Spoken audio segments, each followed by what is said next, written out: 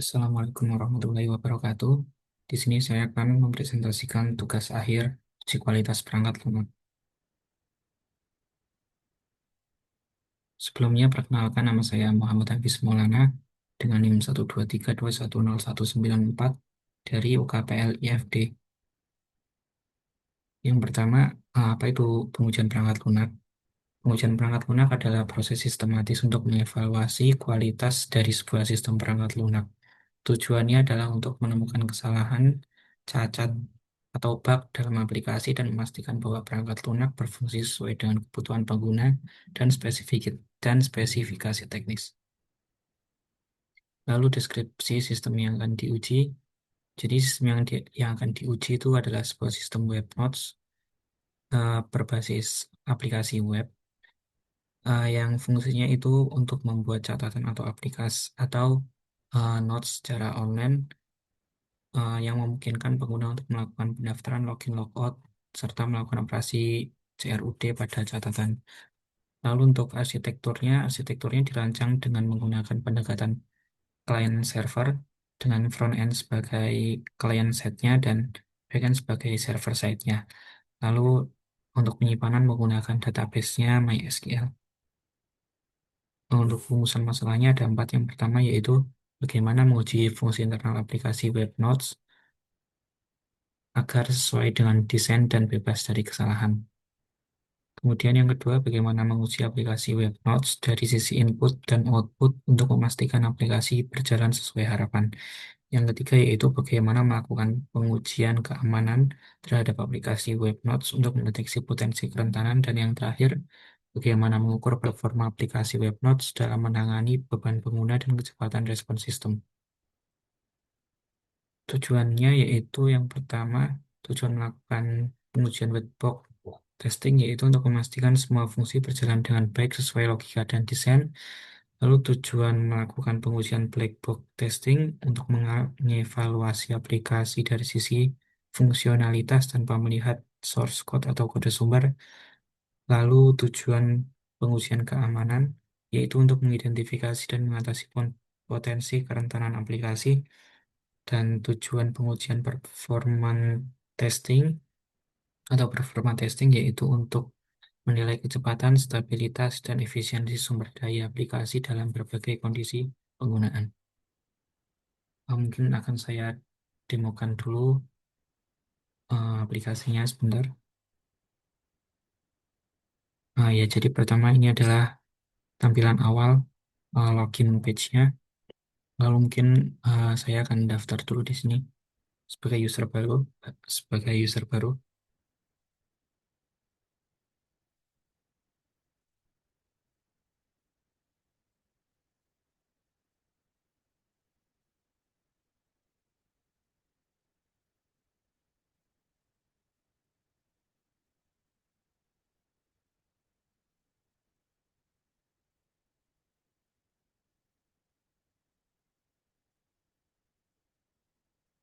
Iya, jika berhasil akan ada alertnya seperti ini.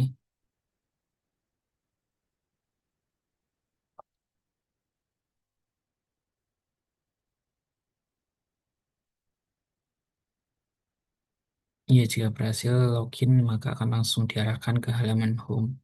Pada halaman home, tampilannya sederhana saja, ada aplikasi catatan, lalu ada card untuk menambah catatan, lalu ada daftar catatan yang sudah dibuat, tapi ini karena masih kosong, jadi belum ada. Mungkin langsung saja dimasukkan.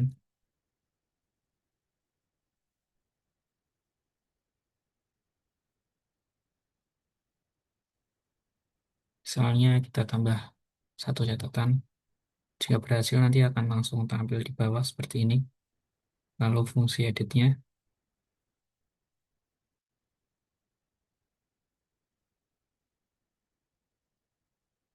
Ya, jika berhasil nanti ada alertnya berhasil diperbarui. Lalu hapus. Jika dihapus nanti langsung hilang dari daftar catatan. Lalu untuk yang terakhir itu ada logout. Ya, kalau logoutnya berhasil akan muncul alert. Nah, mungkin untuk demo aplikasinya singkat saja seperti itu. Langsung saja ke bagian pengetesannya. Jadi Untuk pengetesan pertama yaitu webhook testing. Di sini saya mengecek fungsi-fungsi yang ada pada program WebNotes ini dari subunit yang paling kecil dari fungsi-fungsinya. Jadi di sini saya mengecek ada sekitar uh, 24 24 pengecekan yang terdiri dari beberapa fungsi. Ada yang sama, cuman inputannya yang beda seperti itu. Misalnya yang pertama, saya menguji create user dengan input itu ada nama, email, dan password.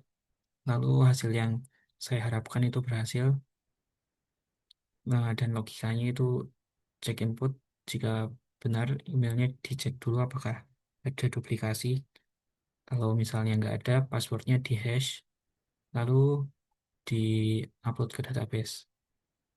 Nah, hasil yang saya dapatkan berhasil, dan buktinya ada di lampiran 22. Mungkin bisa saya tunjukkan sebentar.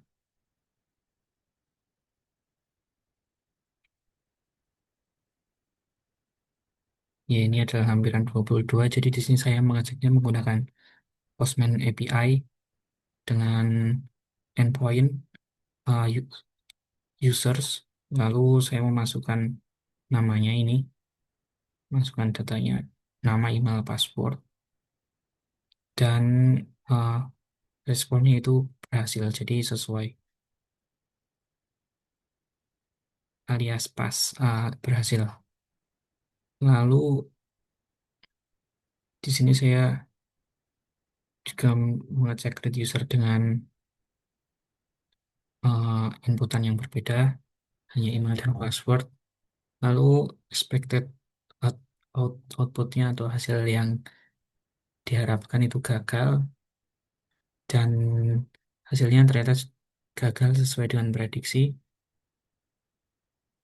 Pengecekannya pas alias lulus. Buktinya ada di lampiran 23. Lalu selain create user, saya juga menguji login user dengan beberapa kondisi input. Pertama, inputnya sesuai semua, email password sesuai, itu pas ya.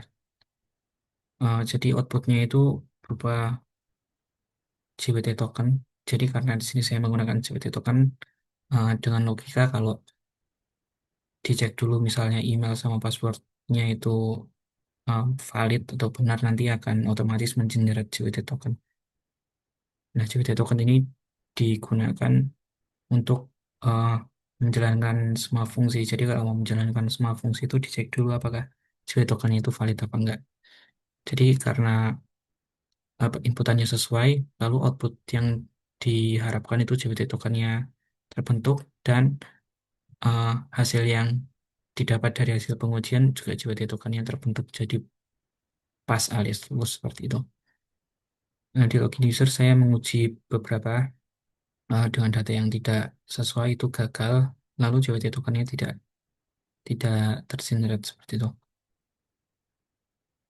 Di sini saya juga mengecek fungsi-fungsi lainnya seperti create node dengan berbagai apa sih namanya, dengan inputan yang berbeda sesuai dengan yang sudah direncanakan, dan mendapatkan hasilnya dari 24 pengujian itu lulus semua. Lalu dari skor akhir didapat nilai 100 dari 24 pengujian itu berhasil semua seperti itu. Lalu untuk black box testing ini fokusnya pada input dan output tanpa memperhatikan source code-nya. Di sini saya melakukan pengecekan sebanyak 15 kasus, dimulai dari register dengan memasukkan inputan yang lengkap dan valid, hasilnya lulus, lalu register dengan inputan tidak valid, gagal, terus uh, format email tidak sesuai, format email tidak valid, ini juga sesuai dengan apa namanya ini, hasil yang diinginkan seperti itu. Lalu nama kosong juga gagal, password kosong gagal, sesuai dengan yang diharapkan, jadi lulus semua. Lalu ada login, diuji dengan email password benar, lalu email salah password salah, itu hasilnya sesuai dengan yang diharapkan semua, jadi lulus. Lalu ada fungsi CRUD-nya dari grade note, uh, fungsinya diisi semua. Lalu fungsinya ada yang dikosongin, misalnya judul dan isi, uh, dicoba dulu judulnya kosong, isinya ada itu tidak bisa, isinya kosong judulnya ada itu tidak bisa, jadi lulus semua. Lalu untuk mengambil notes itu dicek menggunakan token yang tidak valid, ternyata juga token oh, dengan token yang valid itu bisa. Lalu dengan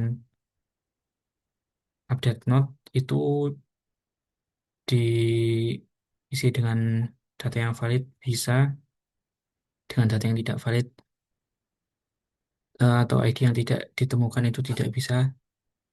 Dan yang terakhir ada delete dan logout, itu juga diuji menggunakan, yang pertama untuk delete node diuji menggunakan ID node valid dan token valid itu bisa dihapus. Lalu untuk yang terakhir logout itu dengan ID user valid, token valid itu bisa bisa logout. Jadi hasilnya pas semua. Kenapa di sini saya tidak menggunakan eh, apa ya, misalnya menguji dengan token yang tidak valid, karena ini hanya mengujinya itu lewat front end-nya, lewat tampilannya saja, jadi tidak sampai masuk ke inspek seperti itu. Jadi dari 15 pengujian didapati 15, ke 15-nya itu pas atau lulus semua. Jadi hasilnya nilai akhirnya itu adalah 100. Lalu untuk security testing, di sini saya melakukan sekitar, melakukan 11 pengujian. Di sini saya menggunakan metode manual dan menggunakan SL apa namanya, SSL Labs kalau nggak salah namanya itu. Langsung saja yang pertama saya mengecek SQL injection. Target fiturnya itu untuk login dengan cara memasukkan input seperti ini, input lalu backtick or ini eh, apa namanya, dilakukan pengecekan pada form login. Lalu hasil yang diharapkan gagal login, input ditolak dan hasilnya pas. Buktinya ada di lampiran satu. Lalu untuk yang kedua ada SQL injection, yaitu dengan cara memasukkan kode SQL atau sintak SQL seperti itu pada form register. Ini hasilnya juga gagal. Inputnya itu ditolak atau berhasil register tapi apa namanya, sintak atau query-nya itu tidak dijalankan. Itu lulus ya atau pas. Lalu ada SQL injection lagi pada register.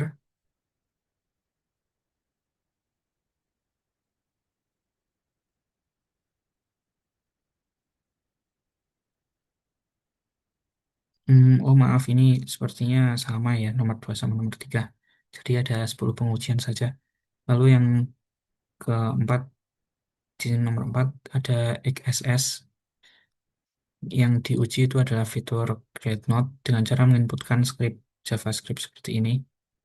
Alert. Oh, lalu hasilnya script tidak dijalankan, jadi lulus. Lalu ini juga ada XSS untuk apa namanya, pengujian di create node, tapi bagian tadi kan judul, kalau ini isi, ini juga tidak dieksekusi, jadi lulus.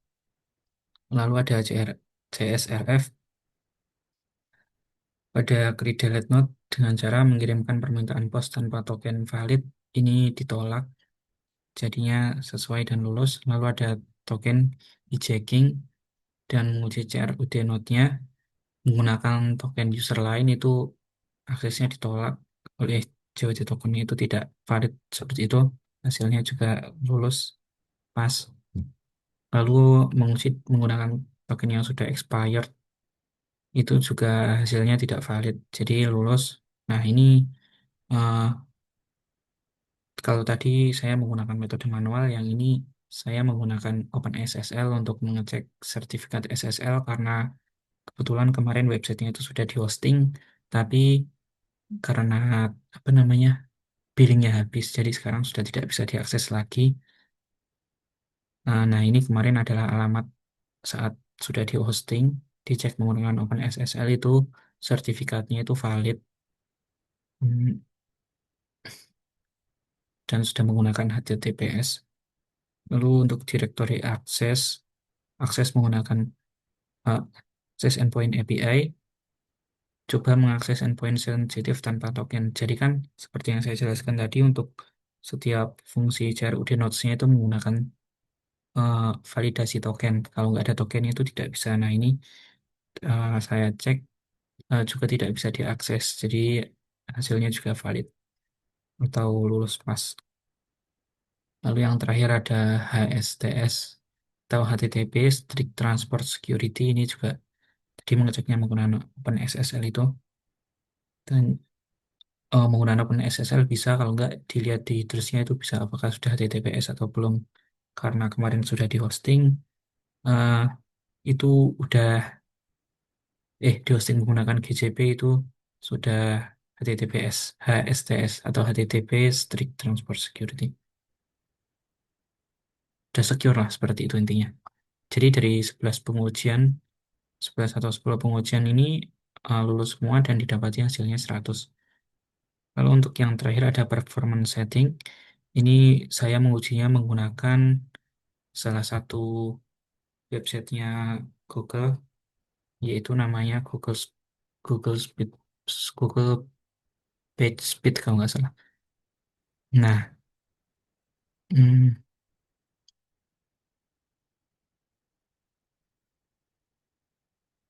jadi dari semua apa namanya ya, pengecekan yang saya lakukan itu ada dokumentasinya di lampiran. Misalnya untuk yang performance testing, tadi kan yang webhook testing sudah ada, ini untuk yang testing juga ada.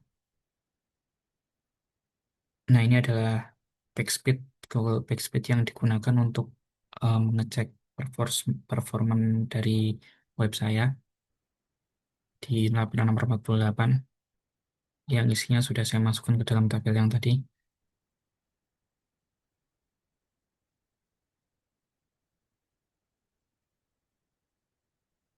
Ya, jadi dari performance testing yang saya lakukan didapati beberapa hasil. Yang pertama, First Contentful Bind atau FCP.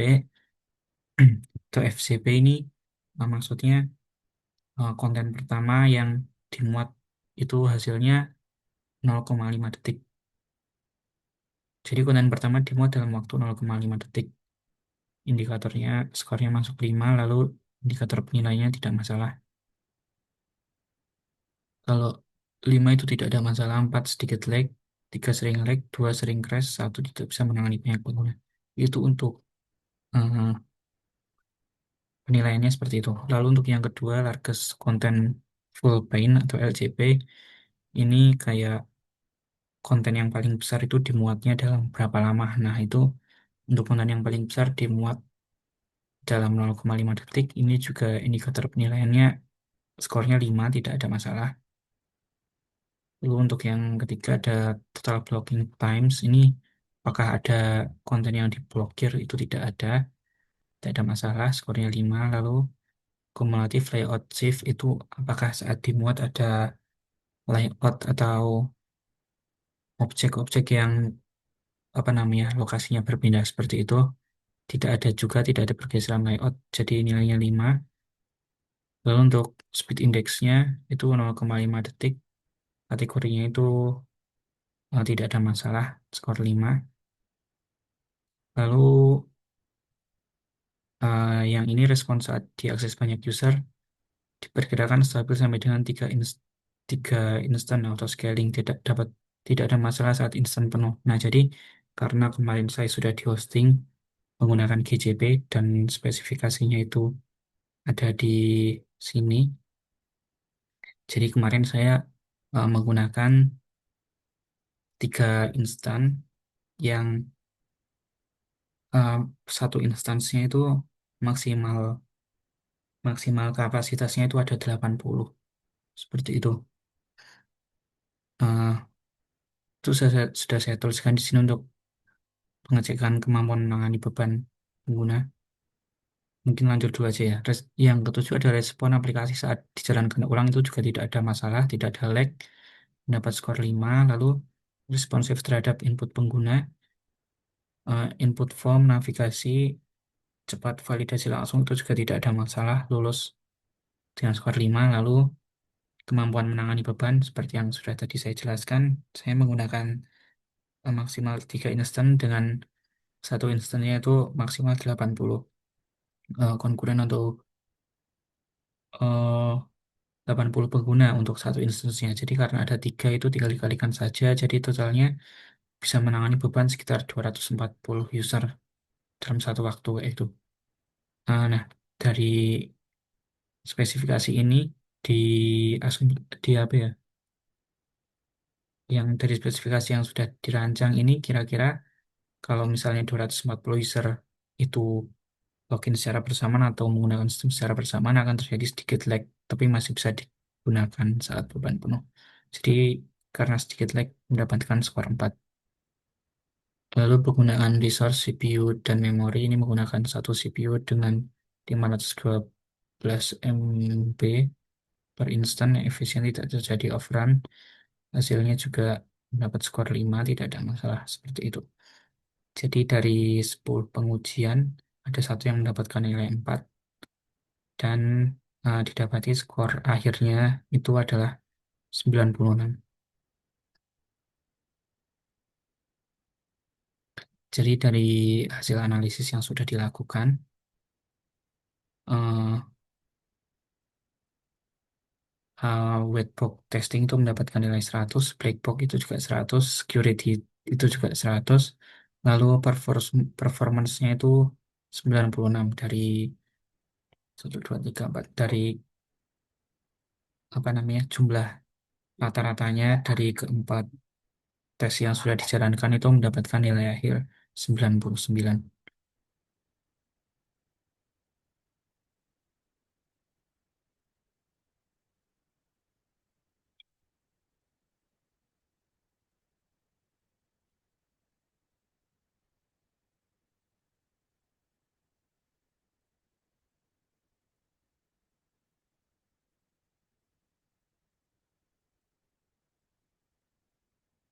Jadi kesimpulannya, hasil pengujian menunjukkan seluruh fitur utama telah berfungsi optimal dengan skor Whitebook 100, Blackbox 100, lalu security testing 100, dan performance 96.